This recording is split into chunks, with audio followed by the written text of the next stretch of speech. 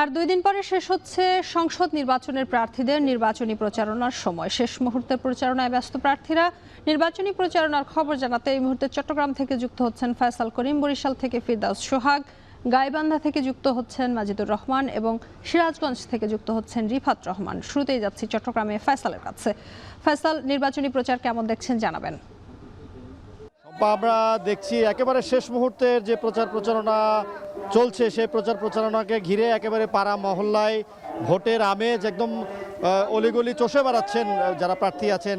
তাদের শেষ মুহূর্তে সর্বোচ্চ চেষ্টা দিয়ে তারা ভোটারদের মন জয়ের চেষ্টা করছেন এবং শেষ যতটা দিন আছে ততদিনই তারা আসলে অভিনব উপায়ে দলীয় নেতাকর্মীদের সাথে নিয়ে প্রচারণায় ব্যস্ত সময় কাটাচ্ছেন। আমরা আছি চট্টগ্রামের চন্দনপুরার এলাকায়। এটি চট্টগ্রাম সংসদীয় 9 আসন।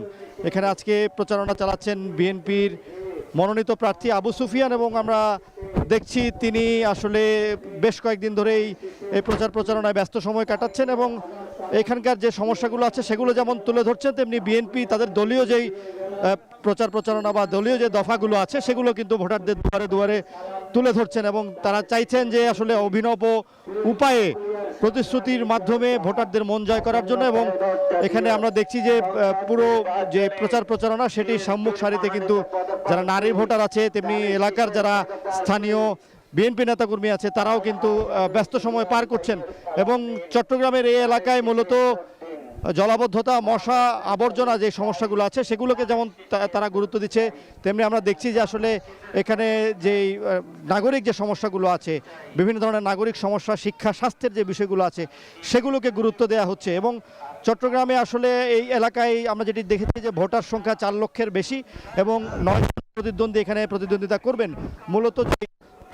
মূলত যেই প্রতিদ্বন্দ্বিতা হবে সেটি জামাত প্রার্থীর সঙ্গে এখানে প্রতিদ্বন্দ্বিতা হচ্ছে এবং জামাতের যিনি প্রার্থী আছেন তার পক্ষের যারা লোকজন আছেন, দলীয় নেতাকর্মী আছে, তারাও কিন্তু ব্যস্ত সময় পার করছেন এবং চট্টগ্রামের প্রতিটি অলিগলি এখন ভোটের অপেক্ষায় একটি সুষ্ঠু শান্তিপূর্ণ নির্বাচন আশা করছেন নাগরিকরা এবং 12 তারিখের অপেক্ষায় তারা রয়েছেন তাদের প্রতিনিধি নির্বাচনের জন্য। আমরা চলে যাচ্ছি বরিশালে, সেখানে রয়েছেন আমাদের সহকর্মী ফিরদাউস সোহাগ। তিনি জানাবেন সেখানকার নির্বাচনী প্রচারণা সবশেষ।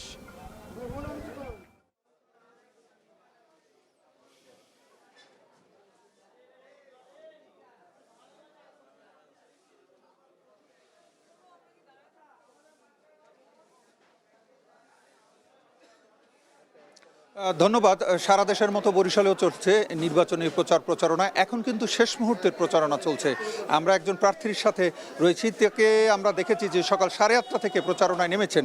একটু দেখাবার চেষ্টা করছি। এই মুহূর্তে রয়েছি আমরা বরিশাল সিটি মার্কেট এলাকায়, যেখানে সবজি বেচা কেনা হয়, সেই জায়গাটিতে তিনি এসেছেন এবং তিনি গণসংযোগ করছেন। যার কথা না বললেই না, আমরা যে প্রার্থীর সাথে এখন এই মুহূর্তে রয়েছি তার নাম হচ্ছে ডক্টর মনীষা চক্রবর্তী। তিনি বাসদ মনোনীত প্রার্থী।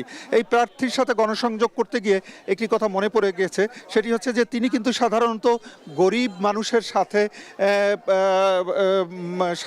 গরিব মানুষকে নিয়ে কাজ করে থাকেন।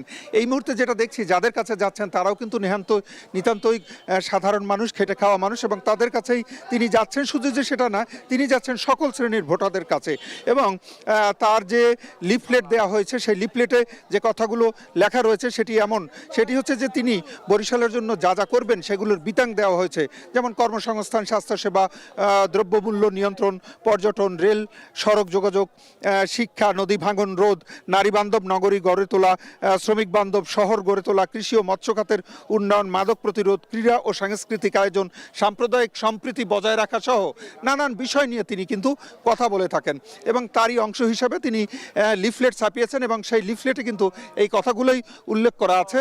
এবং তিনি যেগুলো বলার চেষ্টা করেন যে সেটি হচ্ছে যে যেভাবে করে মানুষের উন্নয়ন করা যায়, মানুষের ভাগ্যের পরিবর্তন করা যায়, সেই চেষ্টাই তিনি করে যাচ্ছেন, এমনটি তিনি আমাদেরকে জানিয়েছেন। কিছুক্ষণ আগে কথা বলেছিলাম, তখন তিনি এই কথাটি আমাদেরকে বলার চেষ্টা করেছেন।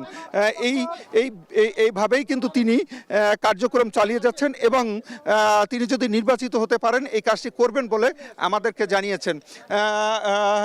তিনি কিন্তু আজকে সারাদিনই গণসংযোগ করবেন এমনটা আমরা জানতে পেরেছি। তবে এখন আমরা যাব এই গণসংযোগের খবর জানাতে গাইবান্ধায়, সেখান থেকে যুক্ত হবেন আমাদের সাথে সহকর্মী মাজিদুর রহমান।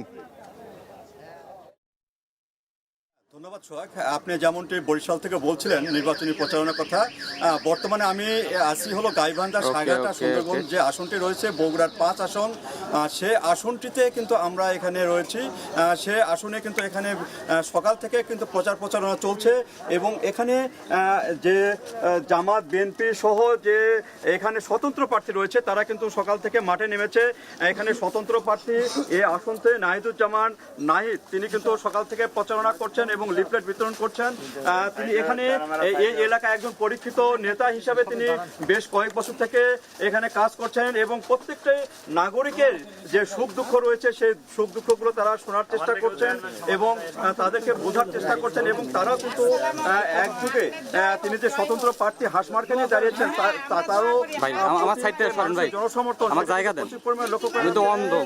এলাকায় প্রচুর পরিমাণে গরিব দুঃখী এবং তাদেরকে সহায়তা করে আসছেন দীর্ঘদিন ধরে।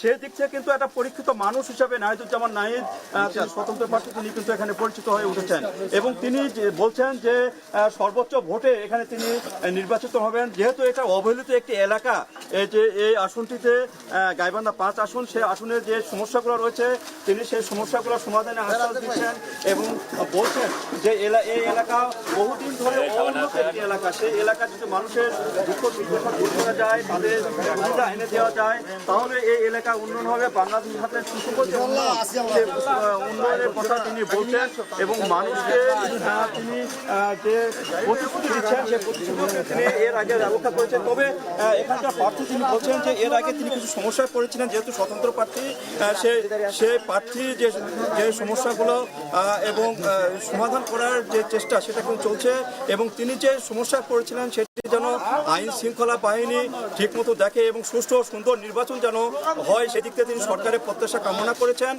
এইভাবে তিনি নির্বাচন করছেন। বর্তমানে তিনি এখন চরাঞ্চলে যাবেন, সেখানে চরাঞ্চলে তিনি নির্বাচনে যে